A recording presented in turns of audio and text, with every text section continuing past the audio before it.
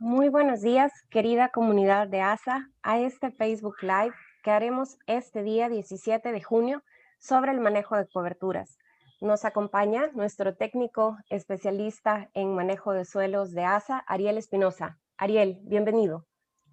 Gracias, Margarita, por esta oportunidad que tengo para intercambiar este tema tan importante. Bien. La comunidad saben que pueden compartir con nosotros sus dudas y comentarios acá en Facebook y nosotros con gusto se los haremos llegar a nuestro especialista. Gracias. Bienvenido, Ariel. Bien, estamos en sintonía, Margarita. Entonces, el manejo de coberturas, como su nombre lo dice, sobre el suelo, es uno de los principios elementales para la restauración y la producción y sostenibilidad de los sistemas a nivel del trópico centroamericano.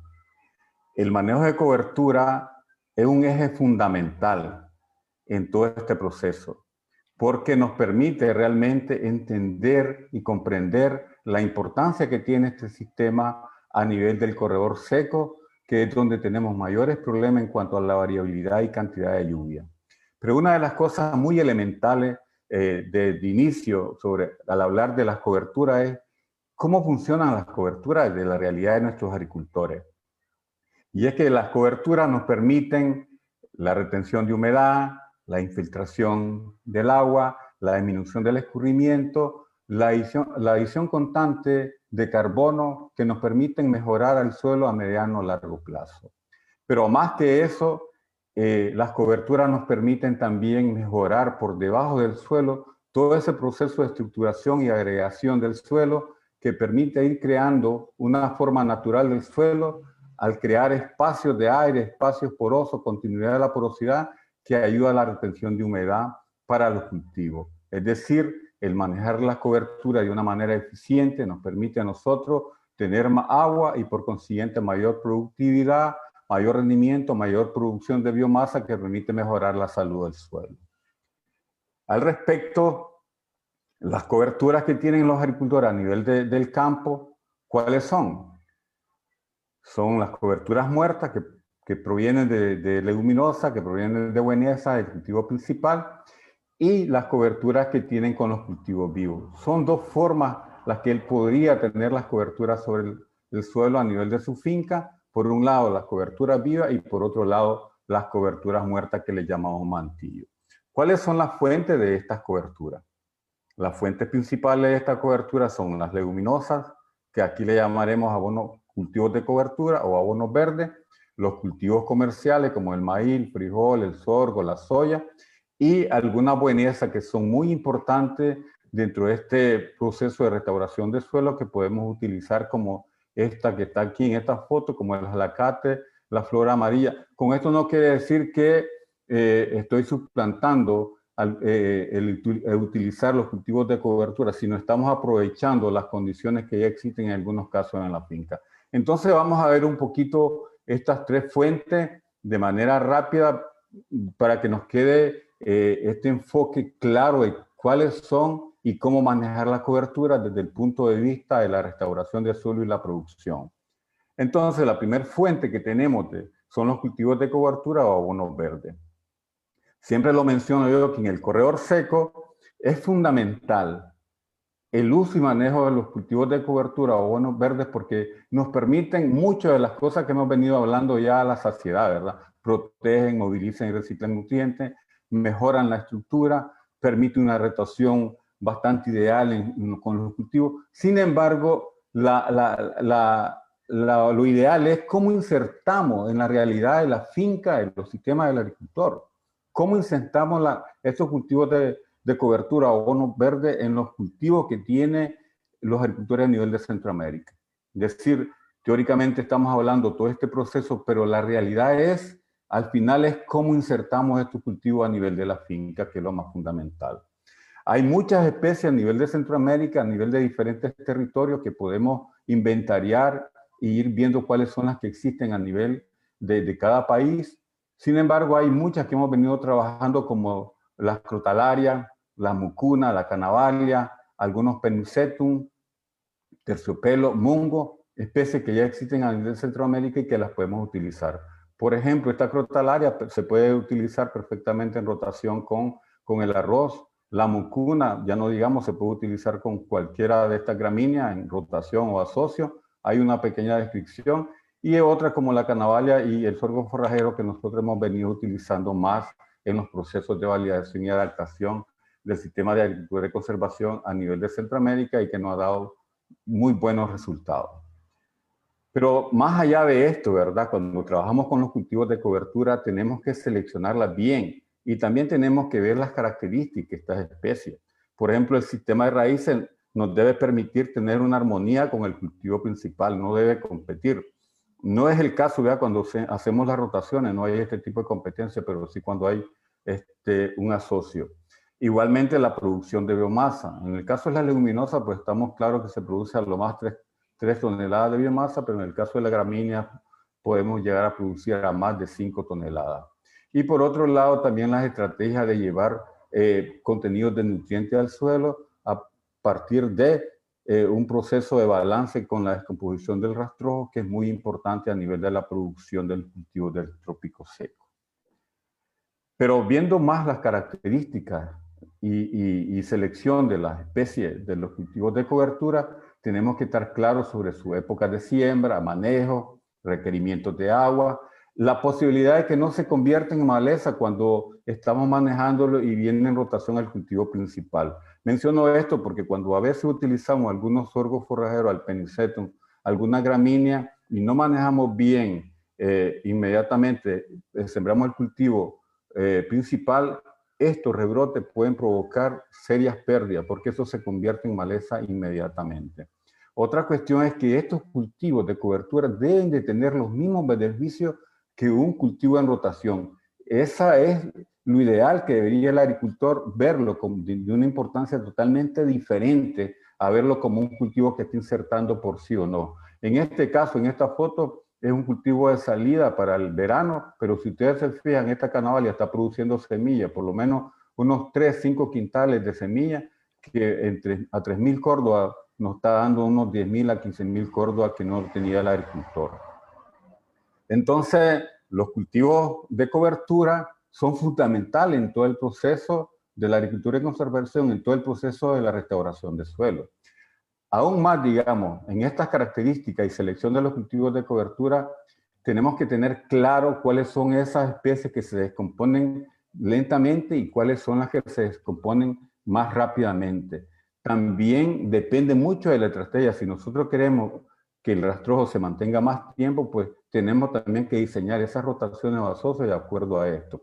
Por eso he mencionado esta razón principal que está relacionada a la descomposición del rastrojo, como es la relación carbono-nitrógeno. La relación carbono-nitrógeno no son más que magnitudes cuantificables que nos indican las proporciones. En este caso, por ejemplo, cuando hablamos de los rastrojos, la tasa ideal debería ser de 24:1, como en el caso de la alfalfa. Eso quiere decir que es una tasa ideal, no hay necesidad de poner nitrógeno, está balanceado tanto el carbono como energía como el nitrógeno. No es el caso cuando la relación carbono-nitrógeno está en 50:1. Ahí lo que estamos viendo es que hay mayor energía, hay mayor carbono y hay menos nitrógeno. Entonces, eso quiere decir que para descomponer ese rastrojo necesitamos más nitrógeno. Caso contrario sucede con la relación carbono-nitrógeno 17:1, en este caso como el caupi, que realmente tenemos menos energía, pero tenemos más liberación de nitrógeno que puede ser utilizado por el cultivo o por la descomposición de los rastrojos. Bien. Otra fuente fundamental dentro de las coberturas para el manejo de la agricultura y conservación a nivel del corredor seco son los cultivos comerciales que ponemos. Estoy poniendo el maíz criollo a nivel del corredor seco porque realmente este maíz criollo lo más que nos puede llegar a poner son 3 a 4 toneladas de rastrojo bien manejado. Entonces, si nosotros queremos poner biomasa abundante sobre el suelo, pues tenemos que tomar en cuenta las variedades que estamos poniendo sobre los cultivos comerciales y la generación de biomasa. No es así, ¿verdad? El caso con las variedades mejoradas o híbridos, que pueden llegar hasta 5 toneladas de biomasa, que al manejarlo nosotros tenemos un suelo totalmente cubierto Esto es fundamental para el manejo y restauración del suelo desde el punto de vista de irlo restaurando poco a poco, adicionando más carbono que permita un proceso de estructuración más acelerado. Bien, pero ¿cuáles son esos arreglos de cultivos de cobertura y cultivos principales? Hemos aprendido a través de estos 5 años muchos de estos arreglos. Y uno de los arreglos que yo veo fundamentales para los agricultores es el asociar mucuna, el asociar canavalia con el maíz. Eso tiene diferentes propósitos. Si ustedes lo ven para el control de maleza es efectivo. Si ustedes lo ven para el manejo de alguna plaga como repelente también es efectivo. Pero si ustedes lo ven también para mejorar ese barbecho de una gramínea que tiene una relación carbono-nitrógeno de 50 y una leguminosa que tiene menos de 20, pues es ideal para mejorar ese barbecho en su proceso de descomposición. Entonces, estos arreglos son fundamentales en los sistemas que estamos manejando a nivel del corredor seco para llevar más biomasa, pero sobre todo llevar más nutrientes, incluso mejorar el barbecho que tenemos con esto. Esto se pueden hacer 20 días después, 15 días después de sembrar el maíz, o como lo considere conveniente el agricultor para experimentar o innovar sobre su cultivo. Esto va más allá cuando, por ejemplo, en algunas parcelas el agricultor decide no solo poner este asocio de estos cultivos de cobertura o leguminosa y lo lleva hasta la cosecha, que puede producir semillas, o en su caso puede manejarlo de manera total, dejando el suelo cubierto tanto con la cobertura de maíz, con la cobertura de la biomasa de la leguminosa, y crea un barbecho ideal para algunas rotaciones de cultivo inmediatamente después de la postrera. También estos asocios, en el caso de los cultivos tradicionales del corredor seco, por ejemplo, de primera postrera, cuando se establece el cultivo de maíz, lo ideal, digamos, debería ser que nosotros insertáramos una leguminosa y este barbecho pues se va mejorando poco a poco. Cuando llegamos a la rotación del frijol de postrera, pues tenemos un barbecho mejorado cuando tenemos toda esta cobertura del maíz ya integrada al suelo. Esto también se puede mejorar manteniendo con una leguminosa la salida del frijol y complementamos el rastrojo o biomasa sacada por el frijol que muchas veces se saca y no se vuelve. Otro ejemplo de los asocios que podemos estar utilizando ahorita mismo, en la época que estamos con la entrada de la lluvia, es sembrar la canavalia con cultivos semiperennes o mucuna a nivel de parras, a nivel de algunas enramadas, como la maracuyá, como el chayote, que son cultivos de importancia económica.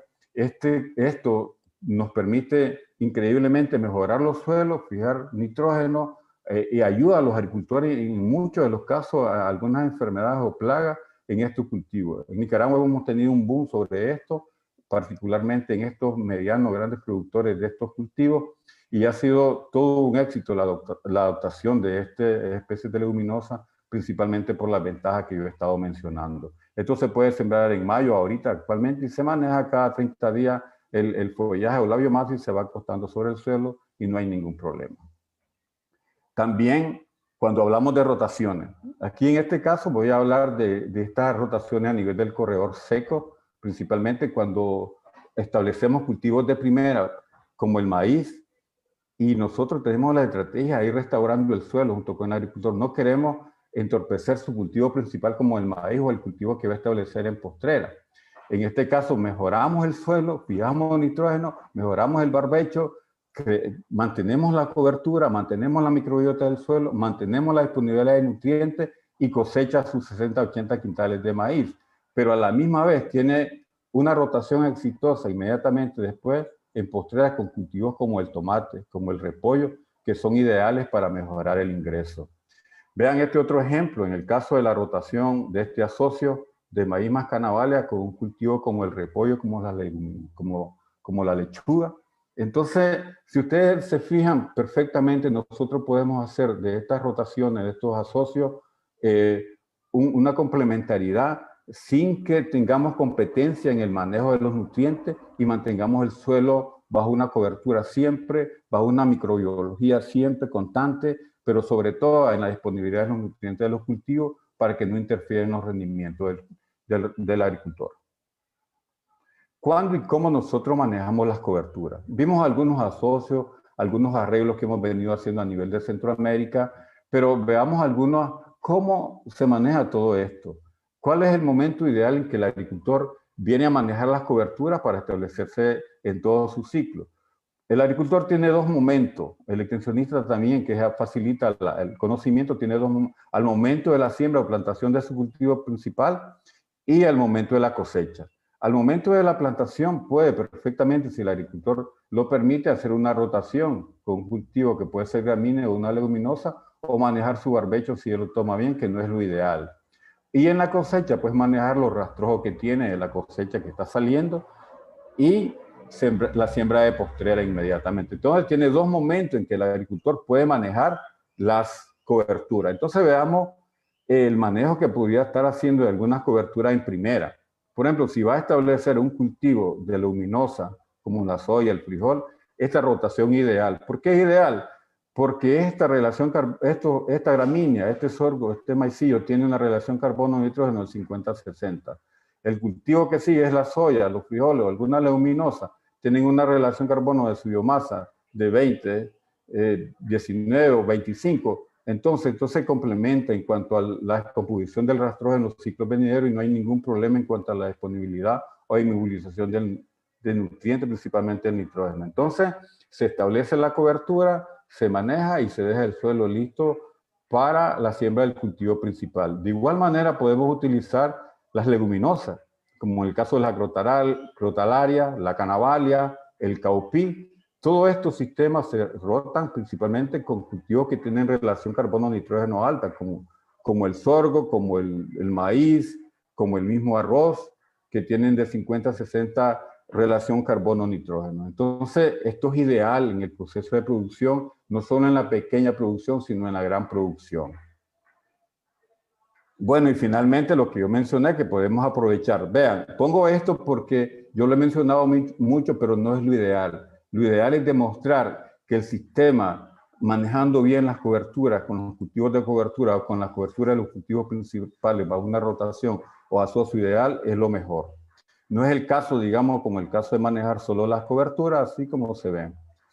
Y finalmente, pues el segundo momento es el manejo de las coberturas con los rastrojos de los cultivos principales y dejarlo sobre la superficie. Lo ideal debería ser mejorar este rastrojo a nivel del suelo, que nos ayudaría en un proceso de composición y evitar esa competencia con los cultivos de postrera, en particular el frijol, particularmente el nitrógeno. O finalmente solo manejar el cultivo principal con la leguminosa y dejar toda la cobertura sobre el suelo esperando la siembra directa de la postrera.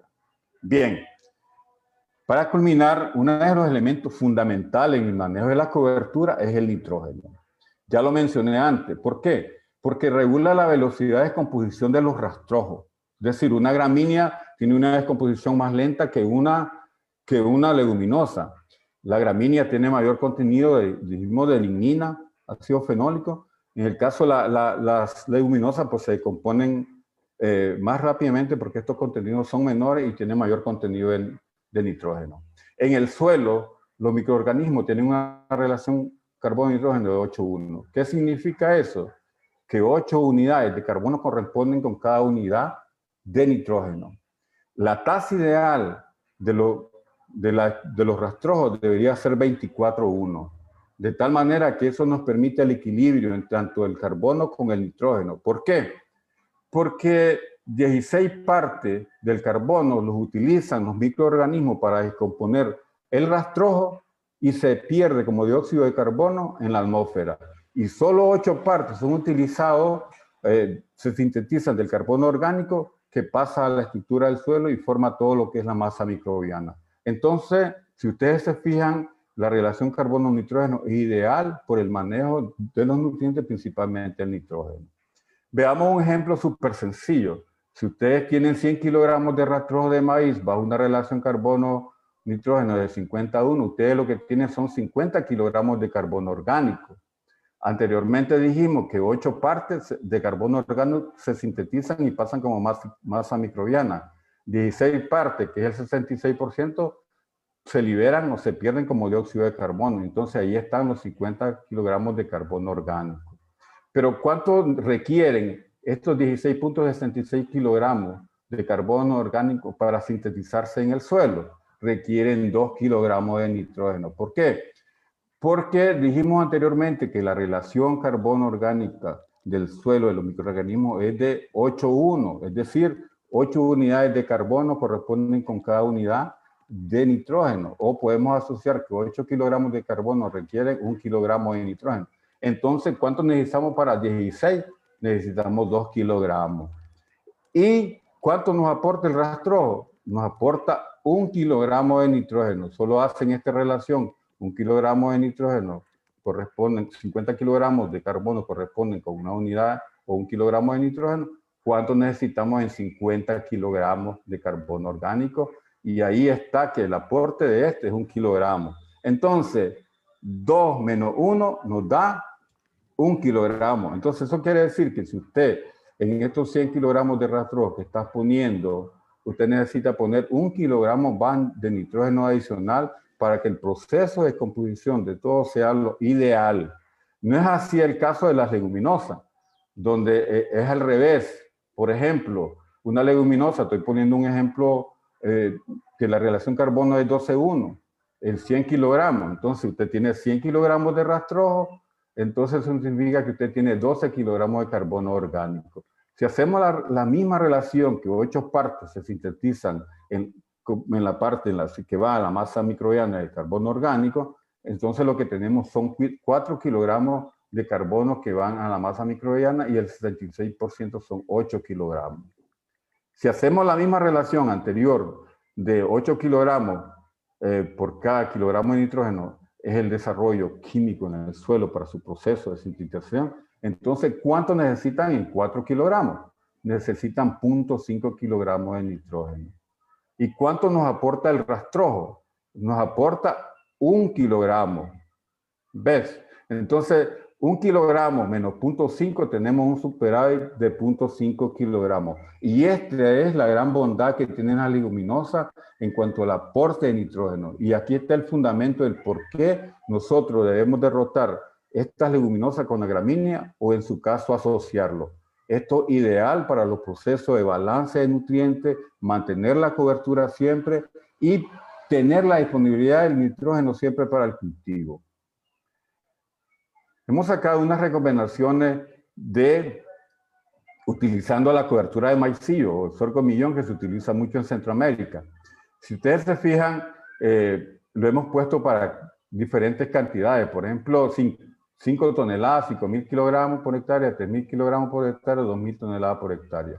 ¿Cuánto requiere adicionalmente? 73 kilogramos de nitrógeno, 44 y 22.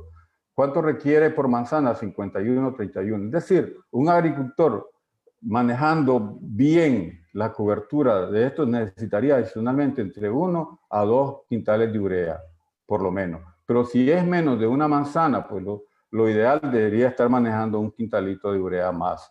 Pero esto significa que el suelo está teniendo todo un proceso dinámico de la biología, de la microbiota, el proceso de descomposición y del rastrojo, principalmente de maicillo, es lo ideal, pero sobre todas las cosas está teniendo la disponibilidad del nitrógeno o de los nutrientes para el cultivo que no interfieren en los rendimientos de su cultivo. De igual manera, para el cultivo, para los rastrojos de maíz, cuando nosotros hacemos estas rotaciones o cuando ponemos las coberturas sobre el maíz, tenemos que tener mucho cuidado en las cantidades que estamos poniendo, porque requieren poner adicionalmente algunas cantidades de nitrógeno. Por ejemplo, si ponemos 5.000 kilogramos, 5 toneladas, 3 toneladas, 2 toneladas, aquí están los requerimientos. En el caso del maíz, pues estamos hablando casi de 3.000 a 2.000 de 1 quintal de urea, pero si estamos hablando ya de 5.000, tenemos que estar hablando casi de 2 quintales de urea. Entonces la recomendación está entre 1 a 2 quintales de urea adicionalmente cuando iniciamos todo el sistema de agricultura de conservación, manejando cobertura tanto de maíz como de maicillo. Esto es primordial, porque esto nos permite a nosotros balancear los nutrientes, mantener la descomposición y la dinámica de los rastrojos y mantener sobre todas las cosas la productividad del rendimiento. Muy bien, con esto termino.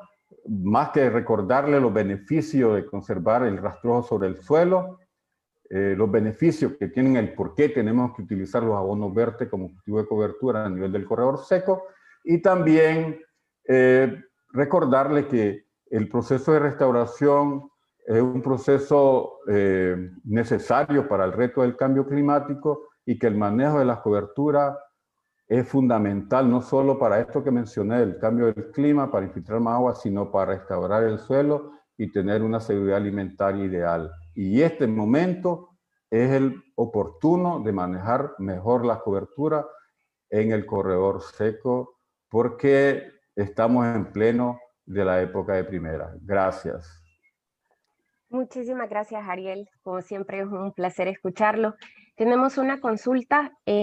Armando nos pregunta sobre experiencias de cobertura con cultivos de raíces como camote y yuca, entre otros. En el caso del cultivo, principalmente yuca, yo tengo experiencia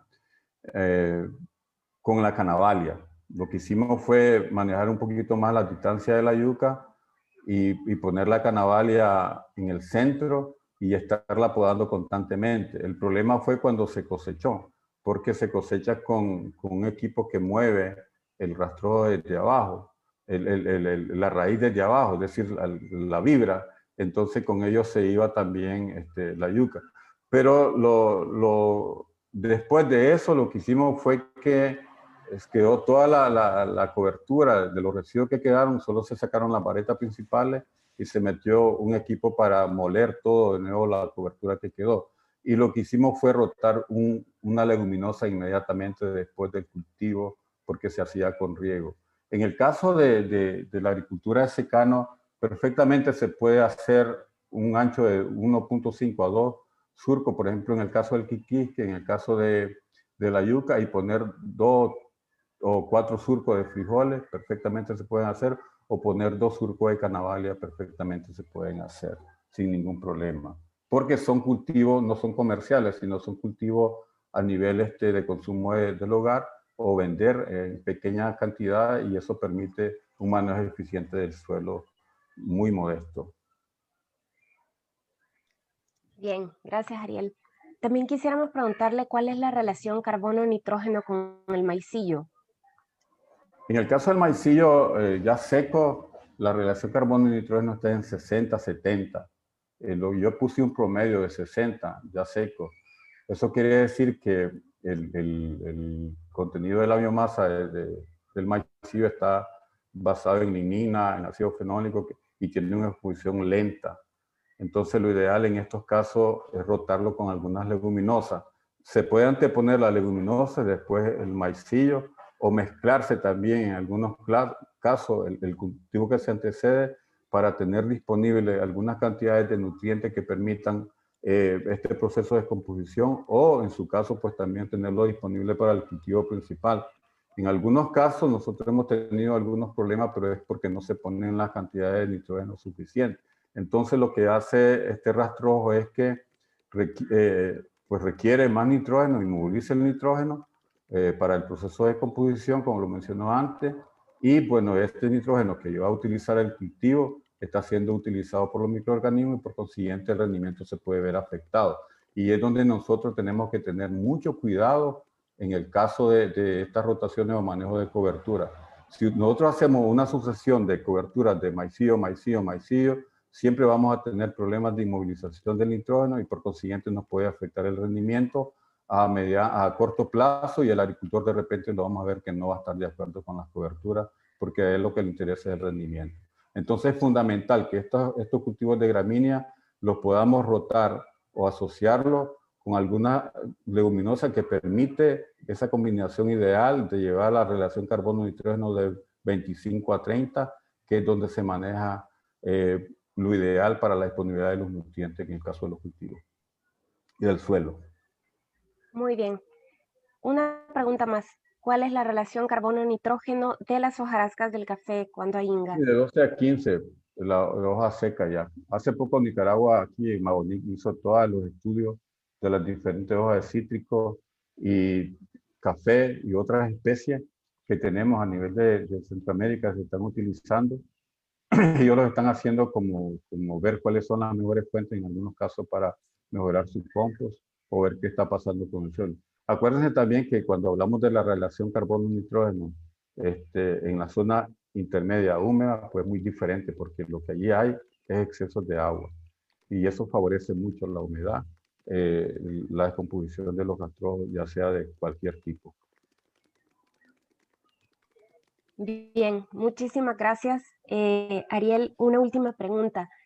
Que si han habido problemas con plagas cuando se instalan las coberturas. En el caso de nosotros, a nivel de la pequeña agricultura, no hemos tenido problemas de plaga. Pero a nivel comercial, sí, por ejemplo, cuando hablamos de áreas más grandes, a nivel de uso de maquinaria, por ejemplo, con algunas leguminosas hemos visto algunos brotes del gusano peludo que le llaman, muy intensivos. En otros casos hemos visto brotes de langosta, pero que han sido controladas. Pero esto estamos hablando de grandes áreas comerciales que se rotan con cultivos de leguminosa para prever inmediatamente ese barbecho al siguiente ciclo en cuanto a rotaciones. Sí, hay algunas infestaciones de plagas, enfermedades, pero son comunes, como en el caso de la agricultura convencional. Es decir, hasta hoy, a nivel de la agricultura comercial y los pequeños agricultores del corredor seco, no he visto diferencia en cuanto a la incidencia de plagas y enfermedades. Voy a hablar otro ejemplo, por ejemplo, el caso del maní en Nicaragua. Nosotros lo utilizamos con cobertura. Mucho se pensaba que el moho blanco iba a afectar o que la producción de las semillas se iba a ver afectado por la cobertura y monitoreamos todo este proceso en 3 meses y no vimos ningún problema de enfermedad. Tal vez al mediano o largo plazo comenzamos a ver algunos problemas exóticos, pero sí, los brotes normales en cuanto al uso de cobertura o con los cultivos comerciales han sido los mismos brotes que se dan en el caso de la agricultura convencional. Bien, muchísimas gracias, Ariel, por responder también las preguntas. Gracias a nuestra comunidad por estar atentos. Vamos a dar el cierre a este Facebook Live de esta mañana y queremos aprovechar también para felicitar a los papás. En Guatemala y El Salvador hoy es el Día del Padre y en Nicaragua y en México está próximo por celebrarse. Así que queremos agradecer justamente por la herencia que nos dan de este conocimiento y de este trabajo para que podamos estar pues siempre en la medida de lo posible con una seguridad alimentaria y con prácticas sostenibles para nuestro trabajo en la tierra. Entonces, gracias a todos los papás que conforman nuestra comunidad ASA. Gracias, Ariel. Gracias también, Andrés. Gracias, Margarita. Solo recordarle que el manejo de la cobertura permanente sobre el suelo es tal vez uno de los principios fundamentales en reconvertir este proceso de deterioro que hemos sido copartícipes nosotros en las laderas y en la parte plana. Es una de las pocas iniciativas que realmente puede cambiar este proceso de restauración a mediano o largo plazo a nivel de todo Centroamérica. Gracias a ustedes también por darme la oportunidad de hacer esta presentación y compartir con ustedes esto que me gusta mucho porque estamos hablando de la seguridad alimentaria sobre todas las cosas, de las pequeñas familias a nivel del corredor seco de Centroamérica.